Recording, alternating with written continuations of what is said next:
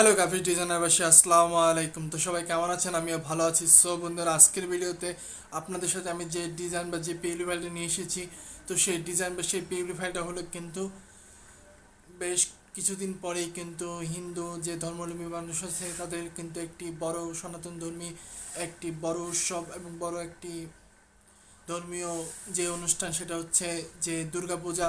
সেই দুর্গাপূজা উপলক্ষে কিন্তু আমরা অলরেডি আপনাদের সাথে কিন্তু একটি পোস্টার ডিজাইন শেয়ার করেছি। তো আজকে আপনাদের সাথে নিয়ে আসবো একটি রাজনৈতিক পোস্টার ডিজাইন। তো এই রাজনৈতিক পোস্টার ডিজাইনটি কীরকম হবে সেটা আপনারা বর্তমানে আমার স্ক্রিনে দেখতে পাচ্ছেন। তো এই রাজনৈতিক পোস্টার ডিজাইনটি তৈরি করেছি আমরা পিক্সেল ল্যাব অ্যাপ দ্বারা। আপনারা চাইলে কিন্তু পিক্সেল ল্যাব অ্যাপটা আমার ডেসক্রিপশনে ব্যবহার করতে পারেন, অথবা প্লে স্টোর থেকেও কিন্তু ডাউনলোড করে নিতে পারেন। তো আজকের এই রাজনৈতিক যে পোস্টার ডিজাইন, এই পোস্টার ডিজাইনের যদি পিএলই ফাইলে সংগ্রহ করতে হয় তাহলে আপনাকে অবশ্যই ভিডিওটি না টেনে শেষ পর্যন্ত দেখতে হবে। এখানে 6 সংখ্যার পাসওয়ার্ড দেওয়া থাকবে।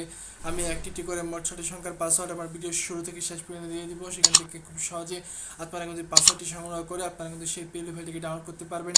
সো বন্ধুরা, আপনি যদি আমার চ্যানেলে নতুন হয়ে থাকেন, hit the subscribe button and press the bell icon. So কথা না বাড়িয়ে শুরু করছি।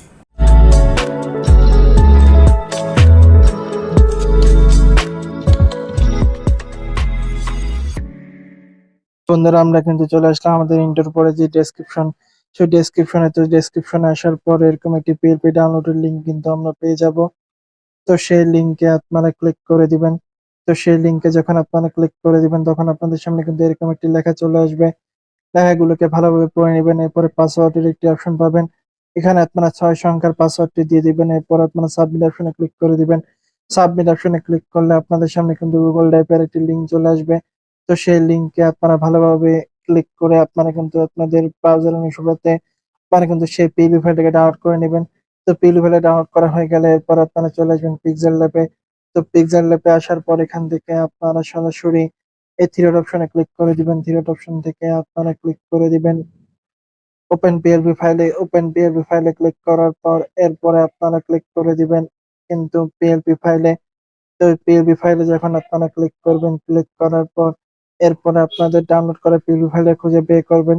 খুঁজে পেয়ে গেলে এখন দেখতে পাবেন দুটো অপশন আছে, এক হচ্ছে ওপেন অনলি আর এক হচ্ছে ওপেন এন্ড এড। যে কোনো একটা অপশনে আপনারা ক্লিক করে দিয়ে আপনারা কিন্তু সেই পিএলপি ফাইলটাকে কাস্টমাইজ করতে পারবেন।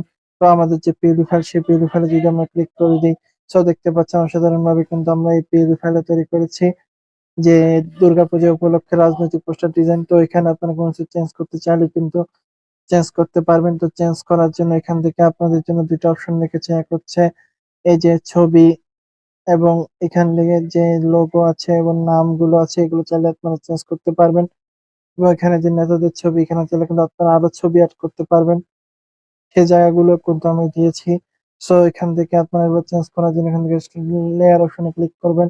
লেয়ার অপশন থেকে এখান থেকে ছবিটাকে ইয়া করে দিবেন। এরপরে প্লাস অপশন থেকে ফ্রম গ্যালারি থেকে আপনার নিমো পিজির মাধ্যমে যে ছবিগুলো থাকবে সেখান থেকে একটা ছবি এখানে নিয়ে আসবেন।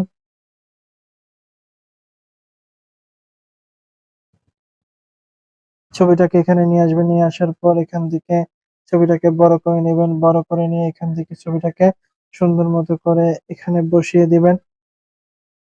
তো বসিয়ে দিলে কিন্তু এই ছবি এখানে যে কাজ সেটা কিন্তু শেষ হয়ে যাবে। এরপর এখানে চাইলে আপনারা কিন্তু আপনার যে নাম আছে সেই নামগুলো চাইলে চেঞ্জ করতে পারেন। তো আপনার নামটা এখানে বসিয়ে দিবেন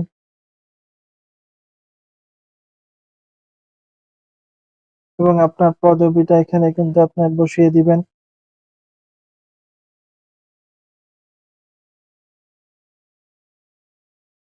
এভাবে কিন্তু আপনার যে ডিজাইনটা আছে সেই ডিজাইনটাকে চাইলে কিন্তু আপনারা এখানে করতে পারবেন।